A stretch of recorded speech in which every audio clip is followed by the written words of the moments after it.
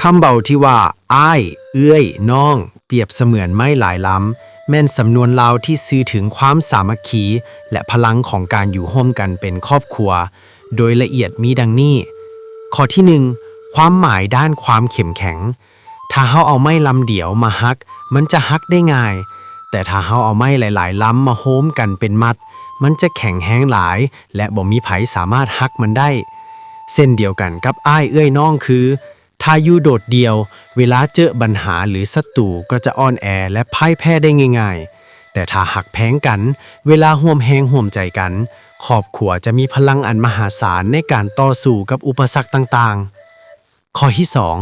ความหมายด้านการปกป้องและค้ำสู้ไม่หลายลำที่มัดโฮมกันจะช่วยพยุงกันบ่ให้ล่มในชีวิตจริงนั้นก็คือ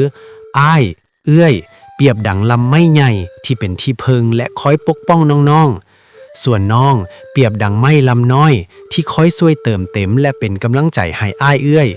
เว้าได้ว่าทุกคนต่างมีบทบาทในการค้ำสู้ซึ่งกันและกันเพื่อให้ครอบครัวตั้งมั่นอยู่ได้อย่างสง่าผ่าเผยข้อที่การสั่งสอนให้ฮู้หักแพงกันคำเบานี้มักใช้เพื่อเตือนสติบ่ให้อ้ายเอื้อยน้องผิดเถียงกันหรือแตกแยกกันเพราะการผิดกันก็เปรียบเหมือนการแยกไม้ออกจากมัดซึ่งจะเฮ็ดให้ครอบครัวอ่อนแอลงและถือคนภายนอกลบหลู่หรือทำให้ได้ง่ายๆสรุปได้ดังนี้ไม่ล้ำเดียวล้อมหัวบ่ไขว่ไผบ่พร้อมแปลงบ้านบ่เฮืองการมีอ้ายเอื้อยน้องที่ฮักแพงกันคือพรอันประเสริฐที่จะเฮ็ดให้ชีวิตมีความมั่นคงและอบอุ่นได้